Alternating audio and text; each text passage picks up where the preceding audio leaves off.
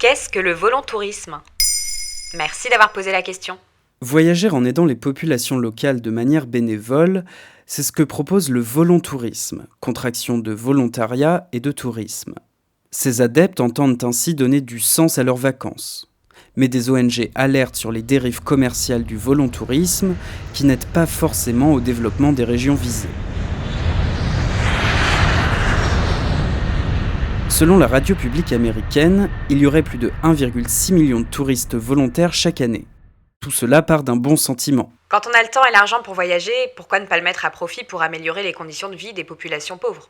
Les volontouristes sont assez jeunes, partent quelques semaines tout au plus, dans des pays en développement pour effectuer un travail physique sur des questions d'éducation, de santé ou d'environnement par exemple. À la place d'aller bronzer en Thaïlande cet été, je pourrais peut-être me rendre utile dans un orphelinat ou en construisant une école.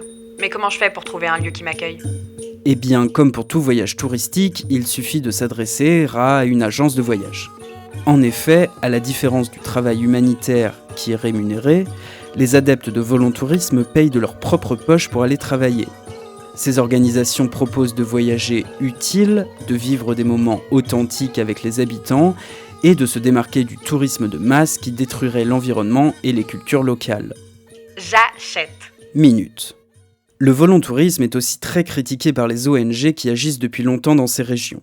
Ce serait d'abord un juteux business. 2 milliards de dollars par an, payés par les voyageurs volontaires, et de l'argent qui ne reviendrait pas vraiment aux populations locales, mais qui enrichirait plutôt les agences de voyage.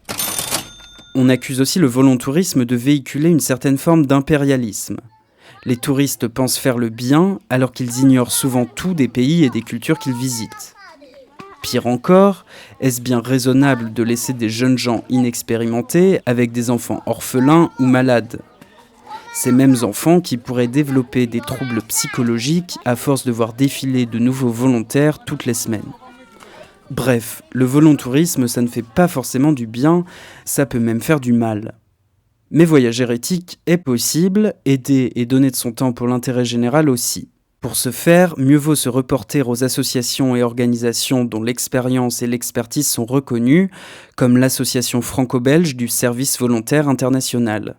Et pour en apprendre plus sur ces enjeux, je vous conseille notre précédent épisode sur l'altruisme efficace. Voilà ce qu'est le volontourisme. Maintenant, vous savez. En moins de 3 minutes, nous répondons à votre question. Que voulez-vous savoir ? Posez vos questions en commentaire sur toutes les plateformes audio et sur le compte Twitter de Maintenant Vous Savez.